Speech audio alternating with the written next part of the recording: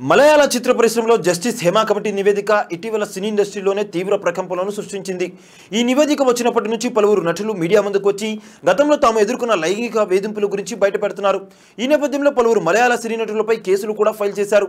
తాజాగా మరో నటి తమిళ పరిశ్రమలోనూ మహిళలపై లైంగిక వేధింపులు ఉన్నాయంటూ ఆరోపణలు అయితే చేశారు.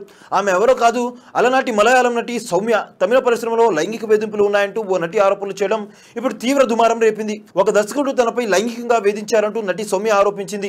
ఇటీవలే ఆమె ఓ జాతీయ మీడియాకి ఇచ్చిన ఇంటర్వ్యూలో తమిళ ఇండస్ట్రీలోని సంచలన విషయాలను బయటపెట్టారు.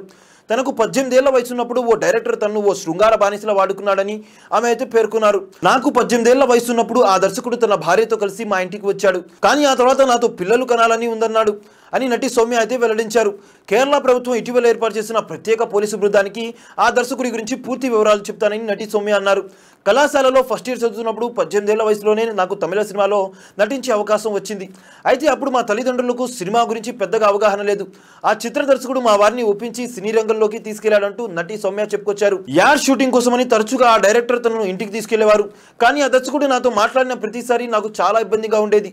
ఒకరోజు ఆ డైరెక్టర్ ఇంట్లో తన భార్య లేనప్పుడు నాకు ముద్దు పెట్టాడు. దీంతో ఒక్కసారిగా నేను షాక్ కు గురయ్యాను. కానీ నన్ను తన కూతురిగా భావిస్తున్నానని చెప్తూనే నాతో అసభ్యకరంగా ప్రవర్తించసాగాడు. బలవంతంగా నన్ను శారీరకంగా హింసించేవాడు. నన్ను లెక్కలేనన్ని సార్లు లైంగికంగా అనుభవించాడు. సుమారు ఓ సంవత్సరం పాటు నన్ను ఒక శృంగార బానిసలా చూశాడు. ఈ విషయాన్ని నా ఫ్రెండ్స్ తో చెప్పడానికి కూడా నాకు చాలా భయమేసింది. ఆ దర్శకుడు నా కెరీర్ ను పూర్తిగా నాశనం చేశాడు. సినిమా అయిపోయే వరకు దర్శకుడు నన్ను ఒక శృంగార బొమ్మగానే చూశాడంటూ నటి సౌమ్య అయితే చెప్పుకొచ్చింది. చూశారు కదా గైస్, మరిన్ని ఇలాంటి ఇంట్రెస్టింగ్ అండ్ క్రేజీ అప్డేట్స్ కోసం చూస్తూనే ఉండండి మా ఛానల్. మీరు కనుక మొదటిసారిగా మా వీడియోస్ని చూస్తున్నట్లయితే కనుక లైక్, షేర్, సబ్స్క్రైబ్ అయితే చేయండి. పక్కన ఉన్న బెల్ ఐకాన్ కూడా యాక్టివేట్ చేసుకొని థ్యాంక్ యూ ఫర్ వాచింగ్ ఆ video. Still and okay, then see you, by.